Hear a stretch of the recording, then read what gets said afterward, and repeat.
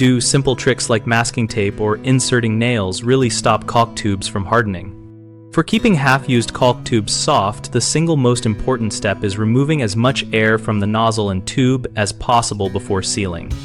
Push the remaining caulk toward the tip. Then wipe the nozzle interior clean with a rag or paper towel to remove residue that can wick air back into the tube. Fold the nozzle tip closed or pinch the tube at the base of the nozzle to minimize the internal void where curing starts. Masking tape can work short-term, but it adheres poorly to gooey sealant and will let air creep in at the edges, so expect failures after a few days. For longer storage, wrap the nozzle tightly in plastic film, then overwrap with strong tape.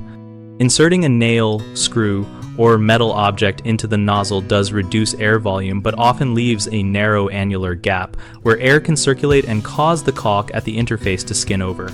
The most reliable routine is to clean the nozzle, push a small amount of leftover caulk back into the cartridge if possible, then install a commercial rubber cap or a well-fitting screw cap and store the tube upright with the nozzle pointing up in a cool, dry place. People often trust masking tape because it is cheap despite its poor seal and tendency to lose adhesion after contact with oily residues. Some reuse nails or screws thinking they block air entirely, but those objects rarely provide a gas-tight contact and make later removal messy. Use a short length of rigid dowel the exact nozzle diameter if you must improvise.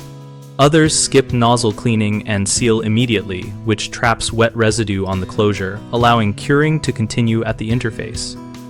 A quick wipe prevents that. We run bighomeprojects.com to help homeowners compare practical project tips and find local contractors for repairs and installations.